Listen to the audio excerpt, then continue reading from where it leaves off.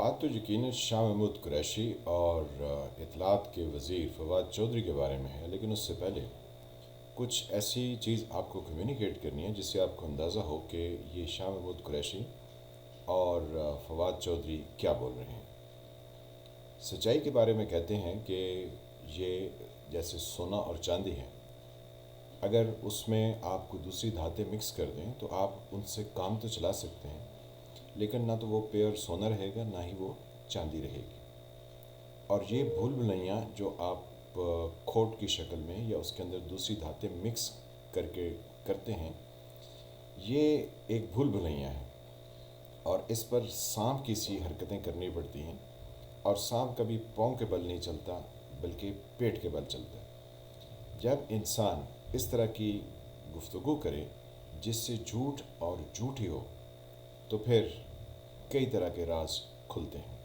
इसमें मुख्तसरन ये कहा जा सकता है कि एक झूठ बोलने वाला शख्स खुदा का सामना करने को तो तैयार है, लेकिन पब्लिक का सामना नहीं कर सकता, क्योंकि लोगों के सामने झूठ बोला जाता है, लेकिन झूठ की पकड़ जो है वो खुदा के पास है। तो इस इंसान की बदबख्ती या इसकी कमबख्ती पर इतना ही बेहतरीन अंदाज में कहा जा सकता है। आपने देखा होगा या आप तसव्वुर कर सकते हैं कि साहिल पर खड़े होकर जब समंदर मौजज़न हो, यानी उसमें तूफ़ान बरपा हो और उसमें कुछ जहाज़ या शिप्स जो हैं वो हचकोले खा रहे हों, तो वो एक मंज़र आपको बहुत कैप्टिवेटिंग लगता है, यानी आप उसमें बहुत ज़्यादा मुतवज्जो हो जाते हैं। या फिर आप जो है वो किसी महल की खिड़की खोल के ऊपर टॉप पे खड़े हों और हवा के झोंके से लुत्फ़अंदोज़ हो रहे हैं, तो ये भी एक बहुत दिल को भला मालूम होता है। या फिर कोई कासल हो, यानी कोई फ़ौजी कला हो जिसमें आप खड़े हों और नीचे देख रहे हो कि लोग जो है वो एक दूसरे के साथ जंग व जदल में वार कर रहे हैं और हर कोई जीतने की कोशिश कर रहा है, तो ये भी एक मंज़र जो है वो आपको दिलचस्पी से खाली दिखाई नहीं देता, यानी आप उसमें भी खो से जाते हैं। लेकिन सबसे ज़्यादा जो मंज़र आपको अपनी तरफ महव कर लेता है वो सच्चाई की ग्राउंड है, यानी सच्चाई के ऊपर खड़े होना और सबको फेस करना। उससे ज़्यादा पुरलुत्फ़ दुनिया में कोई चीज़ नहीं हो सकती। लिहाजा हम ये समझते हैं कि झूठ बोलकर उसकी पकड़ खुदा के पास है, लेकिन लोगों के सामने झूठ बोलकर आप क्या फ़ायदा हासिल कर सकते हैं। अब बात करते हैं शाह महमूद कुरैशी और फवाद चौधरी की। शाह महमूद कुरैशी साहब जो कि दरबार के ऊपर बैठते हैं और वो लोगों से न्याज़बंदी का ज़िक्र करते हैं, तो अब 21वीं सदी है और इस तरह की बातें गैर मुनासिब लगती हैं, और ख़ास तौर पर एक ऐसा शख्स जो कि पार्लियामेंट में बैठा हो और खैर से मुल्क का वज़ीर ख़ारजा भी हो। तो ये एक दस्तार बंदी पे बैठना, फिर लोगों से पैसे लेना, फिर वहाँ अपने आप को पीर साबित करना, तो उसके बारे में एक शेर है कि हम पीर या फ़कीर नहीं, कुछ ऐसा मफ़हूम है कि अपने लिए कोई दुआ करें, बैठे थे बन के पीर के गुनाहगार हुए।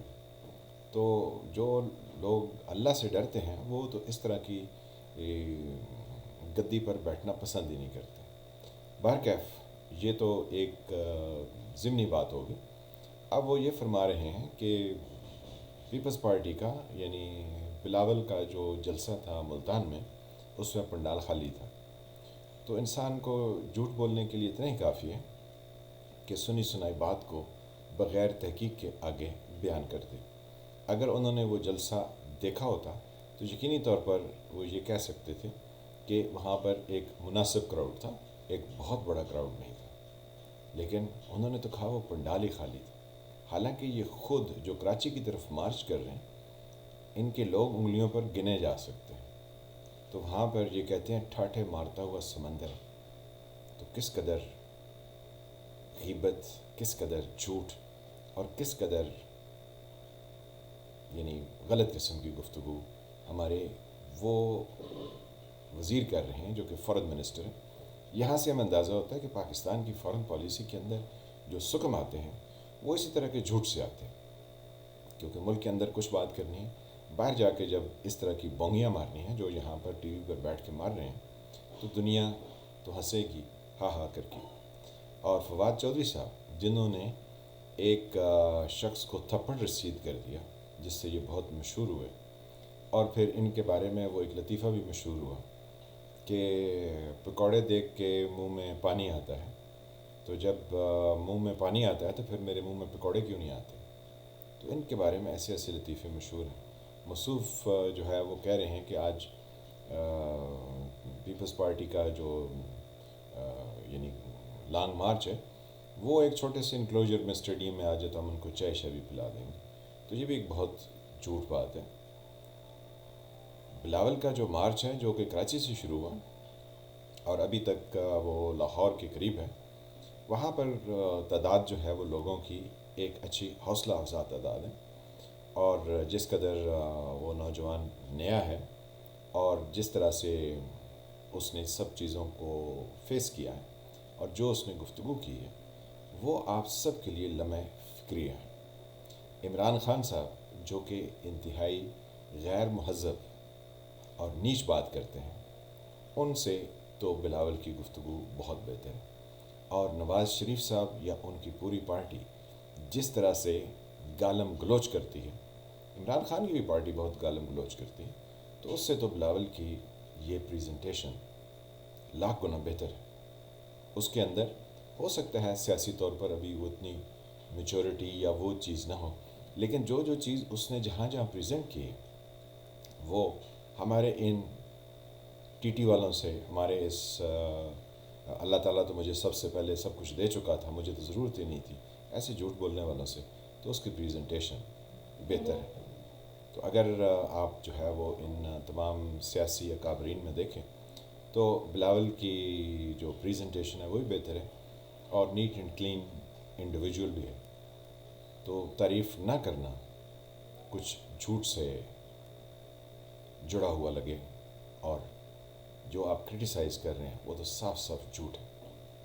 ہاں اگر کہیں خرابیاں نظر آئیں گی تو ضرور بتائیں گے۔ ایک خرابی، بلاول کو کبھی جو ہے وہ جھوٹا، دھوکے باز، یہ الفاظ نہیں کہنے چاہیے کیونکہ یہ غیر مناسب ہے۔ بقایا تنقید جو ہے وہ ہر اعتبار سے کی جا سکتی ہے، لیکن الفاظ کا چناؤ ہمیشہ بہت اچھا ہونا چاہیے۔ میں فالم ملک، آپ دیکھ رہے تھے سرکار، ملتے ہیں کسی نئے ٹاپک کے ساتھ۔ اللہ آپ کو اپنی حفظ و امان میں رکھے، تب تک کے لیے خدا حافظ۔ ہاں آپ میرے چینل کو سبسکرائب کیجیے اور لائک کے بٹن کو بھی دبائیے اور گھنٹی کے بٹن کو بھی ٹچ کیجیے تاکہ آنے والی ویڈیوز آپ تک پہنچتی رہیں۔ Thank you very much, bye bye.